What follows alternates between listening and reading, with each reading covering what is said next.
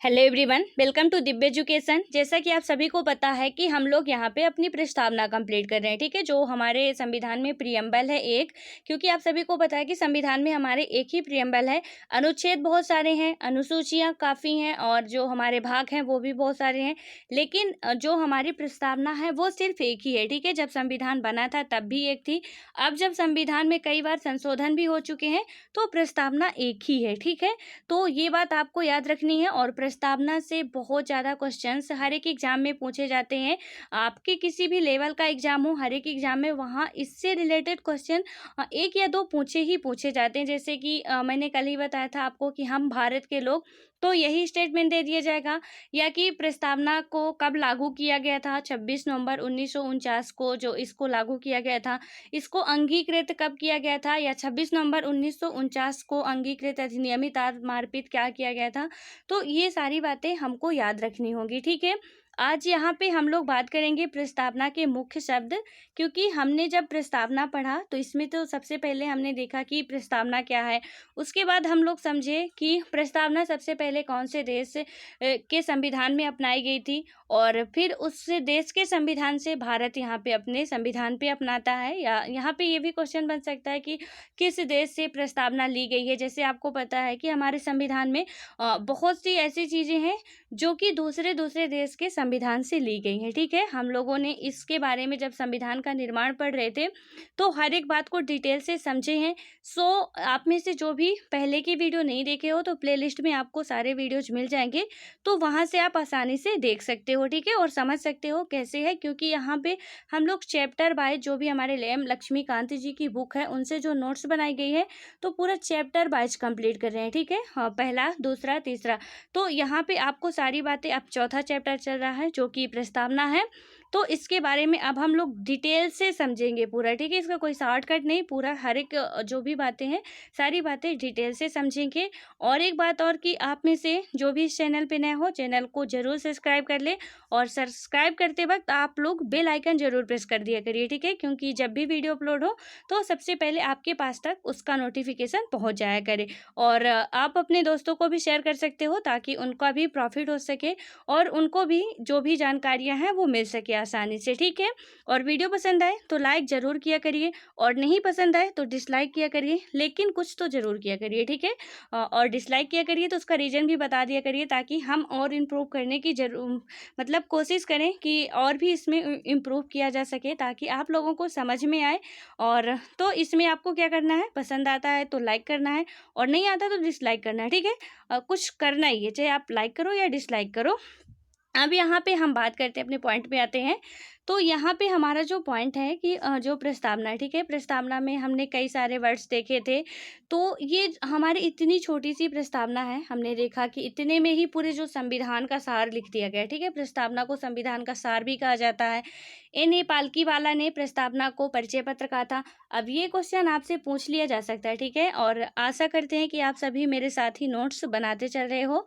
तो यहाँ पे जो एन.ए. पालकीवाला ने प्रस्तावना को संविधान का क्या कहा था, ठीक है। अब 1, 2, 3, 4 करके आपको ऑप्शन दे दिया, उसमें एक है कि परिचय पत्र। तो आपको बताना पड़ेगा कि एन.ए. पालकीवाला ने प्रस्तावना को संविधान का परिचय पत्र कहा था, ठीक है। अब इसके बाद हम बात करें तो इसमें कई सारे वर्ड दिए हुए हैं, जैसे समाजवादी हो गया, धर्मनिरपेक्ष हो गया, लोकतांत्रिक हो गया, गणराज्य हो गया। तो ये जो शब्द दिए हुए हैं इनका असल में मीनिंग क्या होता है, तो आज हम लोग यही इसके जो कुछ इंपॉर्टेंट वर्ड्स हैं जिनकी मीनिंग जानना बहुत इंपॉर्टेंट है, तो इनको ही आज हम लोग समझेंगे कि आखिर इनका मतलब क्या होता है, ठीक है। तो यहाँ पे यदि हम बात करें तो सबसे पहले जो हमारा शब्द है संप्रभुता। संप्रभुता आप सुनते हो कि हमारा एक संप्रभु देश है, ठीक है, हमारा जो भारत है एक संप्रभु देश है। तो संप्रभुता का मतलब आखिर रियल में क्या होता है, तो इसमें बात करें तो संप्रभुता का तात्पर्य सर्वोच्च शक्ति से होता है, ठीक है। शॉर्टकट में कहें तो जो हमारा संप्रभुता है इसका तात्पर्य होता है एक, मतलब कि सर्वोच्च शक्ति से, जिसमें किसी एक सर्वोच्च व्यक्ति की शक्ति शामिल हो, इसे हम संप्रभुता कहते हैं। यहाँ पे है भारत ना तो किसी अन्य देश पर निर्भर है और ना ही किसी अन्य देश का डोमेनियन है, इसके ऊपर और कोई शक्ति नहीं है। ठीक है, यानी ये खुद का एक सर्वोच्च शक्ति वाला देश है। ये ना तो किसी देश का डोमेनियन है और ना ही किसी देश पर हमारा जो देश है वो निर्भर है कि किसी देश पे निर्भर हो कि ये कंट्री हमको ये देगी वो देगी, वो किसी पे निर्भर नहीं है। आत्मनिर्भर भारत है और एक ना तो ये डोमेनियन स्टेट है। ठीक है, तो आपको ये दोनों ही बातें याद रखनी है। यहाँ पे यदि हम बात करें तो जो संप्रभुता होती है वो दो टाइप्स की होती है। जैसे कि इसमें हो गया कि सर्वोच्च शक्ति होती है। ठीक है, तो यहाँ पे दो टाइप्स की होती है। एक बोले तो आंतरिक संप्रभुता होती है और दूसरी हमारी बाह्य संप्रभुता होती है। ठीक है, दूसरी कौन सी हो गई? बाह्य संप्रभुता। तो यहाँ पे हम देखते हैं कि जो आंतरिक संप्रभुता होती है तो इन दोनों में ही क्या होता है कि सरकार का जो हमारे गवर्नमेंट है उसका मेन रोल होता है। जैसे कि बात करें तो सभी प्रांतों में उनका अपना अपना क्षेत्रफल होता है, जनसंख्या होती है तथा सरकार आंतरिक संप्रभुता होती है। ठीक है, यदि हम आंतरिक संप्रभुता की बात करते हैं तो जितने भी प्रांत हैं, प्रांत बोले तो स्टेट हैं जो भी। ठीक है, क्योंकि पहले भारत को राज्य बोला जाता था और जो भी ये स्टेट हैं इनको प्रांत कहा जाता था। आप जब स्टार्टिंग में हम लोग पढ़े हैं तो वहाँ पे समझे हैं कि पहले जो भारत था वो एक राज्य के नाम से जाना जाता था। ठीक है, वहाँ पे देश या राष्ट्र नहीं कहा जाता था, राज्य ही कहा जाता था। तो क्या था कि जो सभी प्रांत थे, सभी प्रांतों में उनका अपना क्षेत्रफल जो भी होता था, उनकी जो भी जनसंख्या है तो सरकार की आंतरिक संप्रभुता कहलाती है। ठीक है, यानी कि इसमें जो भी शक्ति होगी वो आंतरिक संप्रभुता के अंतर्गत आएगी। उसके बाद बात करें तो बाहरी संप्रभुता सिर्फ और सिर्फ भारत सरकार में निहित होती है। ठीक है, जो हमारी बाह्य संप्रभुता होती है वो सिर्फ किस में निहित होती है? भारत सरकार में। लेकिन जो आंतरिक संप्रभुता होती है तो वो प्रांतों की सरकार जो होती है उनमें भी निहित होती है। ठीक है, लेकिन यहाँ पे ये है कि सभी प्रांतों को अन्य जगह जाने के लिए उन्हें भारत सरकार से अनुमति लेनी पड़ती है। ठीक है, उनको शक्ति तो प्राप्त है, ठीक है, अपनी जनसंख्या वगैरह के लिए जो कर रहे हैं, बट यदि उनको किसी अन्य जगह पे जाना है, अन्य जगह का मतलब कहीं विदेश जाना है, किसी दौरे में जाना है, सपोज एमपी के मुख्यमंत्री जी को किसी भी देश दौरे में जाना है। ठीक है, तो उनको भारत सरकार से पहले अनुमति लेनी पड़ेगी कि क्या मैं वहाँ जा सकता हूँ या नहीं। यदि भारत सरकार से अनुमति मिल जाती है तो वो जाएंगे और यदि नहीं मिलती है तो वो नहीं जाएंगे। ठीक है, और बाह्य संप्रभुता की बात करें तो यदि कोई विदेशी यहाँ यानी कि राज्य में अपना व्यापार स्थापित करना चाहता है तो उसे भी क्या करना पड़ता है? सरकार से अनुमति लेनी पड़ती है कि मैं यहाँ आके अपना व्यापार स्थापित करना चाहता हूँ।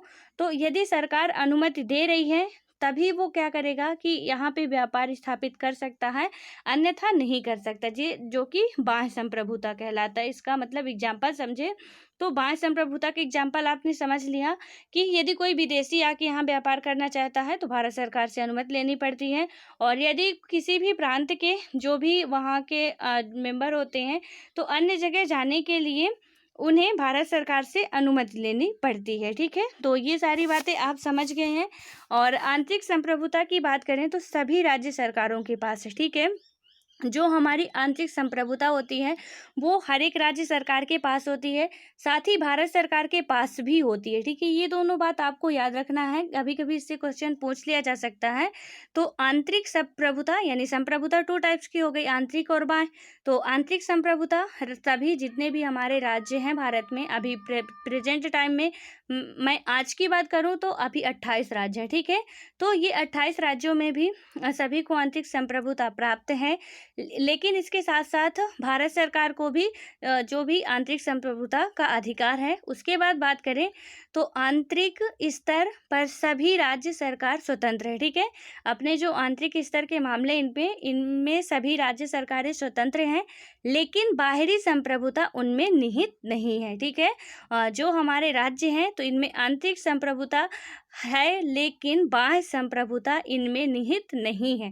ठीक है, इसी कारण क्या होता है कि बाहरी संप्रभुता के आधार पर सिर्फ भारत को ही राज्य की श्रेणी में रखा जाता है, अन्य राज्यों को नहीं। ठीक है, मैंने अभी आपको बताया कि भारत को राज्य कहा जाता है, तो इसका सबसे जो मेन रीजन है तो ये यही है कि क्या होता है कि जैसे यहाँ पे हमने देखा कि आंतरिक संप्रभुता तो सभी राज्यों को प्राप्त है, लेकिन जो बाह्य संप्रभुता है सिर्फ और सिर्फ किसको प्राप्त है, हमारे भारत सरकार को प्राप्त है। ठीक है, तो इसी कारण क्या है कि बाहरी संप्रभुता के आधार पर ही, इसी के आधार पर ही क्या कहा जाता है, सिर्फ भारत को ही राज्य की श्रेणी में रखा जाता है, अन्य राज्यों को नहीं। ठीक है, जो विदेशियों के उसमें है कि अन्य भारत को ही राज्य की श्रेणी में रखा जाता है और अन्य राज्यों को नहीं रखा जाता है। अर्थात यहाँ पे बात करें तो बिहार, यूपी, एमपी आदि के को क्या कह के पुकारते हैं, हम प्रांत कह के पुकारते हैं। ठीक है, जो भी हमारे यहाँ पे हैं जो राज्य हैं तो उनको प्रांत कह के पुकारा जाता था। ठीक है, आप संविधान में भी पढ़ोगे तो वहाँ पे प्रांत ही लिखे मिलेंगे आपको,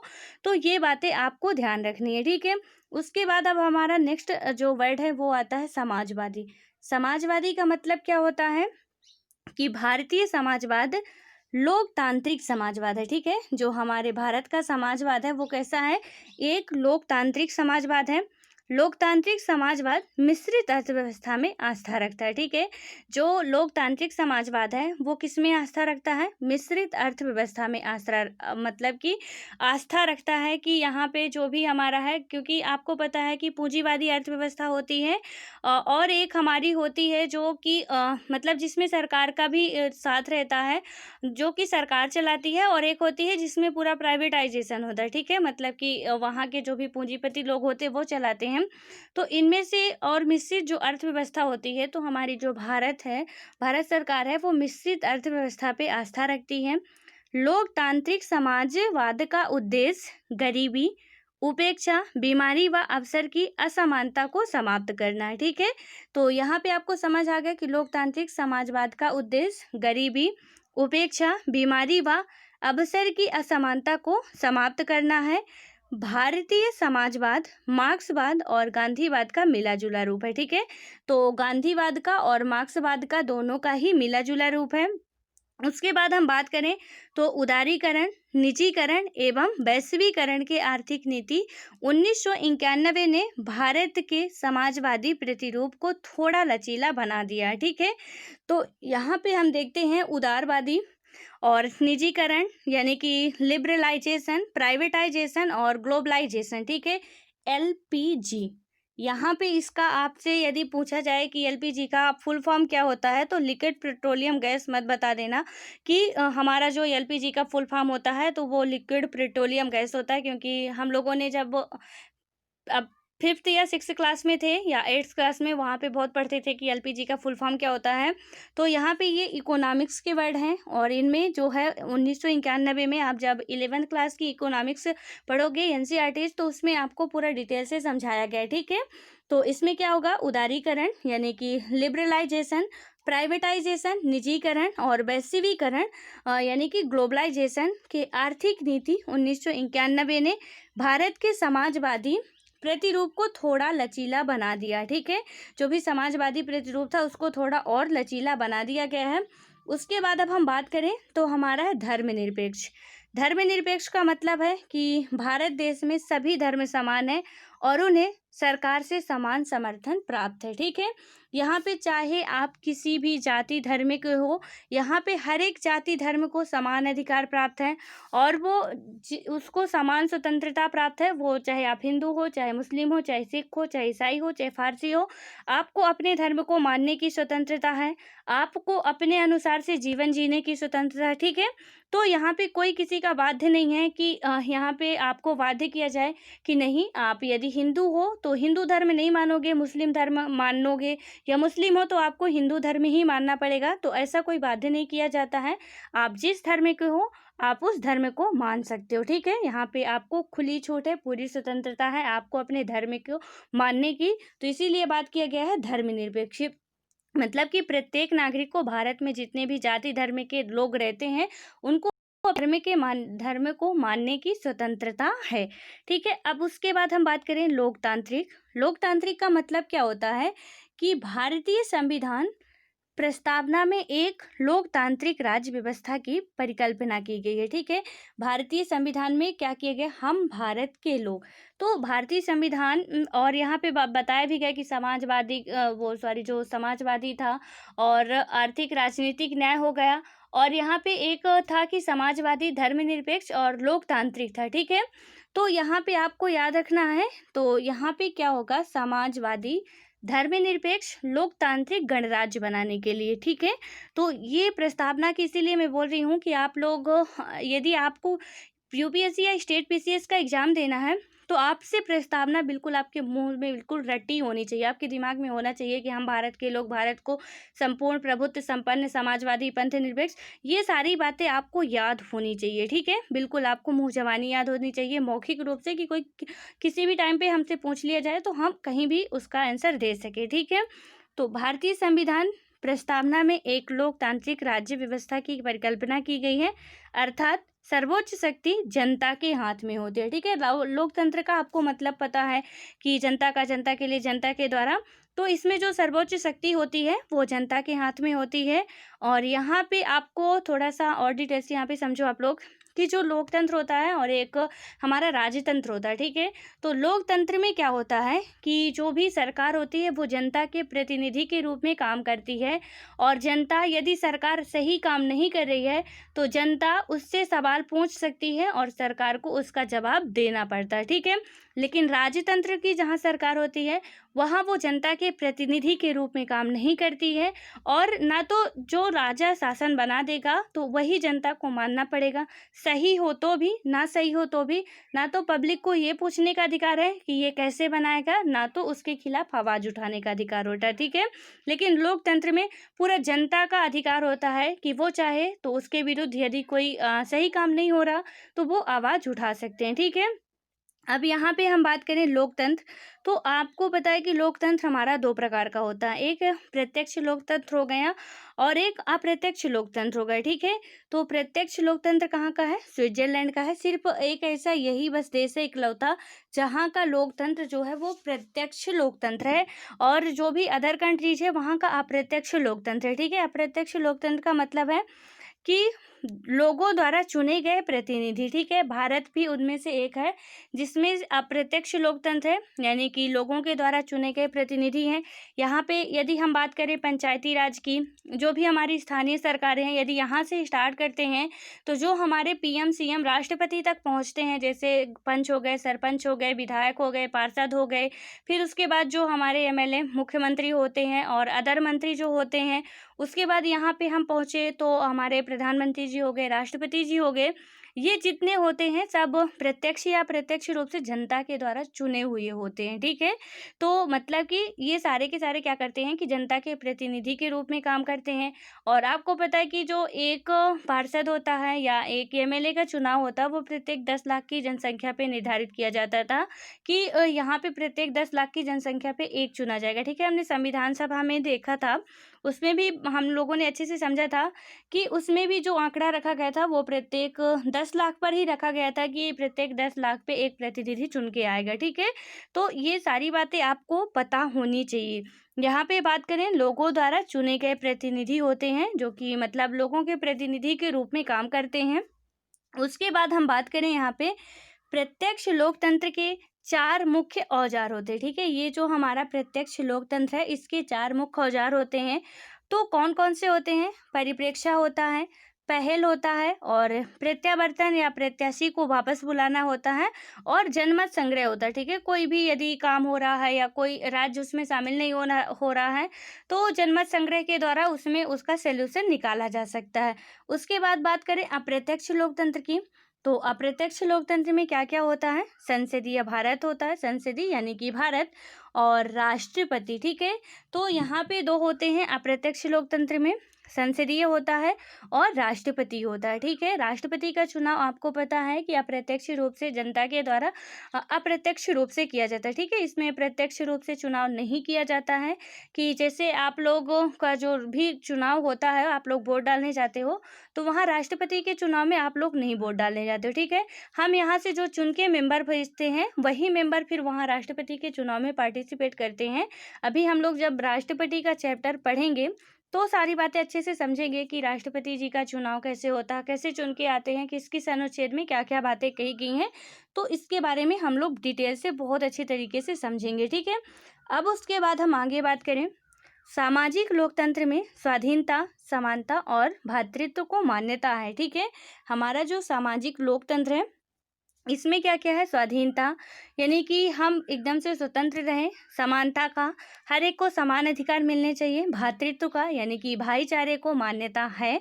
उसके बाद है कि 1997 में सुप्रीम कोर्ट ने कहा संविधान एक समत्वपूर्ण सामाजिक व्यवस्था की स्थापना का लक्ष्य रखता है, जिससे कि प्रत्येक नागरिक को भारत गणराज्य के सर्व आर्थिक लोकतंत्र में सामाजिक, आर्थिक और राजनीतिक न्याय प्राप्त हो। ठीक है, अब उसके बाद हम बात करें तो यहाँ पे हमारा जो पांचवा है लोकतंत्र।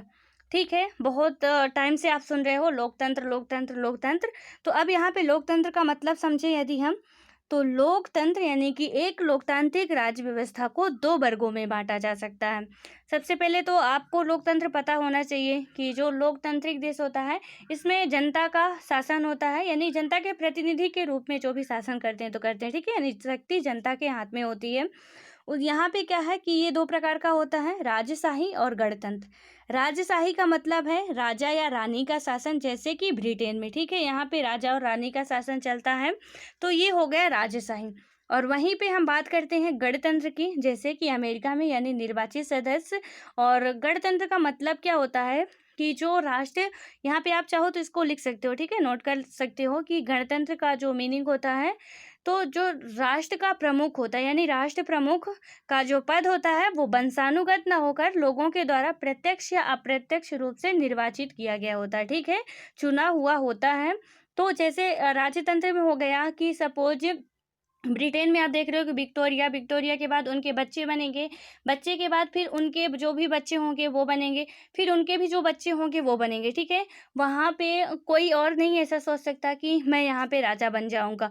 तो यहाँ पे ये है कि पहले क्या था, पहले अपने यहाँ भी जो राजा वगैरह बनते थे तो उनमें भी ऐसे कुछ वंशानुगत चलता था, लेकिन जब से हम लोकतांत्रिक एक सरकार में आए हैं, यानी कि गणतंत्र को अपनाया गया है, तब से यहाँ जो भी राष्ट्र प्रमुख का पद होता है वो एक निर्वाचित पद होता है, जहाँ पे जनता के द्वारा प्रत्यक्ष या अप्रत्यक्ष रूप से चुना जाता है।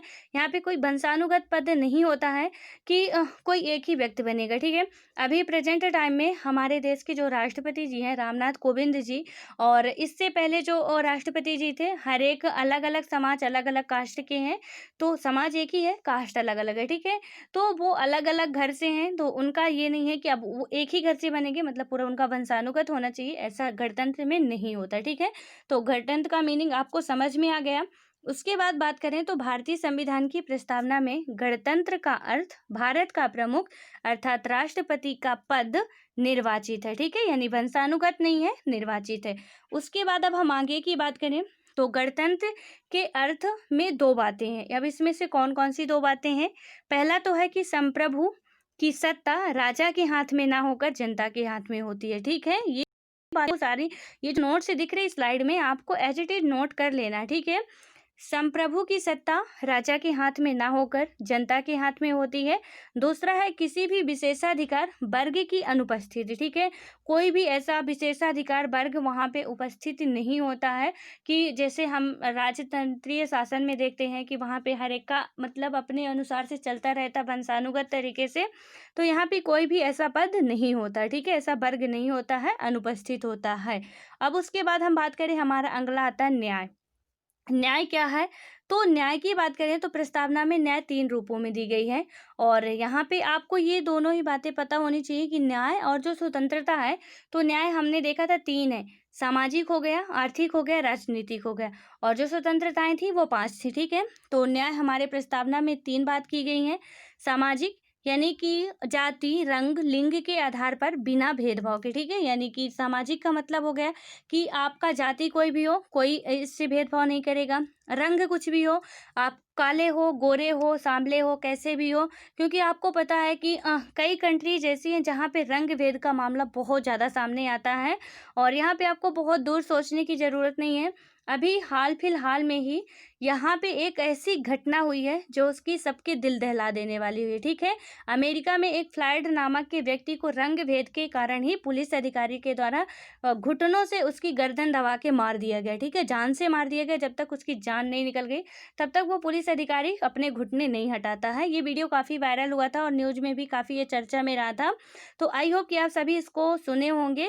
तो यहाँ पे क्या है, सामाजिक यानी कि जाति, रंग, लिंग यानी कि स्त्री पुरुष आप कोई भी हो, तो इसमें भेदभाव नहीं किया जाएगा। तो इस लिंग के आधार पर बिना भेदभाव, ठीक है। आर्थिक का मतलब है कि आर्थिक कारणों के आधार पर ना भेदभाव ना हो, कि यहाँ पे जो भी हमारे जस्टिस है यानी न्याय है, तो सामाजिक आधार पे हमने देखा। आर्थिक की बात करें तो आर्थिक कारणों में भी भेदभाव बहुत ज़्यादा होते हैं। कोई अमीर है, कोई गरीब है, कोई कैसा भी है, कोई मिडिल क्लास का है, तो उसमें भी भेदभाव ना किया जाए। और यहाँ पे देखें राजनीतिक, हर व्यक्ति को समान राजनीतिक अधिकार प्राप्त होते हैं, ठीक है। तो जितने भी व्यक्ति हैं भारत में, हमारे भारत के रहने वाले लोग हैं, उनको समान अधिकार प्राप्त होते हैं, यानी कि सामाजिक, आर्थिक और राजनीतिक न्याय, ठीक है। सामाजिक, आर्थिक, राजनीतिक न्याय तत्व 1917 के रूसी क्रांति से लिया गया, ठीक है। ये 1917 में रूसी क्रांति हुई थी और 1917 में अपने भी देश में एक घटना हुई थी जो कि चंपारण आंदोलन था, ठीक है। तो ये भी आप लोग जब भी पढ़ा करो तो जब डेट वगैरह आए तो एक दूसरे से लिंक करते रहा करो कि 1917 में रूसी क्रांति हुई थी। अच्छा, 1917 में हमारे यहाँ चंपारण आंदोलन हुआ था, ठीक है, जो महात्मा गांधी जी का पहला सत्याग्रह था। यानी कि आंदोलन बोले, सत्याग्रह बोले तो वो पहला था, ठीक है। तो 1917 होगा यहाँ पे। अब ये कहाँ से लिए गए थे? 1917 के रूसी क्रांति से लिए गए थे। उसके बाद हमारा था समता। तो समता का मतलब है कि समाज के किसी वर्ग के लिए विशेष अधिकार की अनुपस्थित और बिना किसी भेदभाव के हर व्यक्ति को समान अवसर प्रदान करने का प्रबंध, ठीक है। यानी कि बिना किसी भेदभाव के जो भी अवसर मिल रहे हैं, चाहे जॉब के हों, चाहे किसी के भी हों, नौकरी के हों, वहाँ पे हर एक व्यक्ति को समान अवसर प्रदान किए जाएंगे बिना किसी भेदभाव के। समता के 3 आयाम शामिल हैं, जैसे कि नागरिक हो गया, राजनीतिक हो गया और आर्थिक हो गया, ठीक है। अब यहाँ पे हम बात करते हैं जो हमारा अगला है स्वतंत्रता। स्वतंत्रता हमारी 5 प्रकार की हैं, जैसे कि प्रस्तावना में स्वतंत्रता फ्रांसीसी क्रांति से ली गई है, ठीक है। जो हमारे न्याय थे वो रूस की क्रांति से ली जाते हैं और जो स्वतंत्रता है वो फ्रांसीसी क्रांति से ली जाती है, ठीक है। स्वतंत्रता का अर्थ है लोगों की गतिविधियों पर किसी प्रकार की रोक टोक की अनुपस्थिति तथा साथ व्यक्ति के विकास के लिए अवसर प्रदान करना। यानी कि इसकी जो भी गतिविधियां कर रहे हैं, अब ऐसा नहीं कि आप दंगा कर रहे हो तो इतना भी अधिकार आपको प्राप्त है कि आप दंगा करना शुरू कर दो, किसी को मारना शुरू कर दो, किसी को लूटना शुरू कर दो। तो इनके लिए भी कानून बनाए गए हैं। बट एक है कि यदि आप कहीं जाना चाहते हो, किसी के सामने अपनी बात रखना चाहते हो, कहीं पे अपनी दुकान खोलना चाहते हो, कहीं पे अपना घर बनाना चाहते हो, तो वहाँ पे आपको पूरा स्वतंत्रता है, मिली हुई है कि आप कर सकते हो, ठीक है। लेकिन स्वतंत्रता इतनी ही मिली हुई है हमको कि हम दूसरों की स्वतंत्रता का हनन बिल्कुल ना करें, ठीक है। नहीं तो उसके खिलाफ भी फिर आपको कानूनन जो भी होगा उसकी प्रतिक्रिया की जाएगी और आपको सज़ा भी मिल सकती है, ठीक है। तो इसलिए हमको हर एक अपनी स्वतंत्रता बिल्कुल अच्छे तरीके से हासिल करनी है, लेकिन दूसरों की स्वतंत्रता का हनन नहीं करना है। ये सारी बातें हमको याद रखनी होती है, ठीक है। तो यहाँ पे वही बताया गया है कि इसमें स्वतंत्रता का मतलब होता है कि किसी जो भी गतिविधियाँ कर रहे हैं उसकी रोक टोक ना हो और जो भी विकास के लिए अवसर भी प्रदान किए जाएं, ठीक है। उसके बाद आता है बंधुत्व। बंधुत्व का मतलब क्या होता है? भाईचारा की भावना जो होती है। बंधुत्व में 2 बातें सुनिश्चित होती हैं। पहली तो होती है व्यक्ति का सम्मान, दूसरा होता है देश की एकता और अखंडता, ठीक है। तो यहाँ पे दोनों बातें बहुत इंपॉर्टेंट है कि बंधुत्व का मतलब सबसे पहले तो हो गया भाईचारा, ठीक है। आपको पता है कि भारत एक विविधताओं वाला देश है जहाँ पे अनेक जाति धर्म के लोग रहते हैं। कई तरह में भिन्नता, अमीर गरीब रहते हैं, काले गोरे रहते हैं और हिंदू मुस्लिम सिख ईसाई हर एक जाति धर्म के लोग रहते हैं। तो यहाँ पे क्या है कि हर एक जाति धर्म के लोगों में पूरा आपस में भाईचारे वाली भावना होनी चाहिए। कोई कट्टरपंथी वाली नहीं होनी चाहिए कि मैं हिंदू हूँ तो मैं अपना धर्म के खिलाफ फिर दूसरे को अपनाने को बाध्य करूँ या उनको मारूँ या उनको प्रताड़ित करूँ, और जो अगले जाति धर्म के हैं। या कि कोई मुस्लिम है तो वो फिर कट्टरपंथी पे उतर आए कि ऐसा वैसा करें। तो इसमें क्या बात की गई है? बंधुत्व, यानी कि जो पूरा देश है वो एक भाईचारे की भावना के रूप में रहे और सबसे भाईचारे का रिश्ता बना के रखे जितना ज़्यादा से ज़्यादा हो सके। और हम लोगों को भी कोशिश करनी चाहिए कि हम लोग भी हर एक व्यक्ति से अपना पूरा जो बंधुत्व का है उसको बना के रखें, ठीक है। तो यहाँ पे पहली तो हो गई कि हमको हर एक व्यक्ति का सम्मान करना चाहिए और दूसरा हो गया कि देश की एकता और अखंडता को बनाए रखना चाहिए, ठीक है। और और एकता अखंडता तभी बनी रह सकती है जब हम दूसरे व्यक्तियों का सम्मान करेंगे, दूसरे व्यक्तियों की इज्जत करेंगे, तभी ये एकता अखंडता बनी रह सकती है, ठीक है। अन्यथा यदि हम किसी की इज्जत नहीं करते हैं तो फिर हम तो बिल्कुल आशा नहीं कर सकते कि हमारे सामने वाला इज्जत करेगा, ठीक है। इसलिए ये सारी बातें हमको ध्यान में रखनी होती हैं। सो आई होप कि यहाँ पे हमने जितने भी वर्ड हमारे प्रस्तावना में दिए हुए थे उनको हम लोगों ने अच्छी तरह से समझ लिया है क्या कि इसका मीनिंग क्या क्या होता है। डायरेक्ट आपको स्टेट पीसीएस में ऐसे ही कभी कभी क्वेश्चंस दे दिए जाते हैं। आप में से जो भी एमपीपीएससी की तैयारी कर रहा होगा, तो मैंने एमपीपीएससी का पेपर देखा भी है और साल भी किया है, तो वहाँ पे आपको पता चलेगा कि बिल्कुल एज इट इज यही पूछ लिया जाता है, स्वतंत्रता क्या है, बंधुत्व क्या है, या लोकतंत्र क्या है। तो इनका आपको एक लाइन 2 लाइन में जितना भी होता है 25-50 वर्ड का, उसका आंसर देना पड़ता है, ठीक है। तो ये छोटी छोटी बातें भी बहुत काम की चीज़ होती हैं, इसलिए हमको इन सारी बातों को याद रखना है, ठीक है। और आप में से जो भी यदि एसएससी, रेलवे, बैंकिंग की भी तैयारी आप लोग कर रहे हो, तो इनसे बहुत ज़्यादा क्वेश्चंस आने की संभावना रहती है। इसलिए आप लोग भी इसको अच्छे से ध्यान से समझ सकते हो, ठीक है। सो आई होप कि ये सारी बातें आपको समझ में आ गई होंगी, और यदि समझ में आई हो तो प्लीज़ कमेंट करके बताइएगा ज़रूर कि आपको कितनी बातें समझ में आ गई हैं या नहीं आई हैं, ठीक है।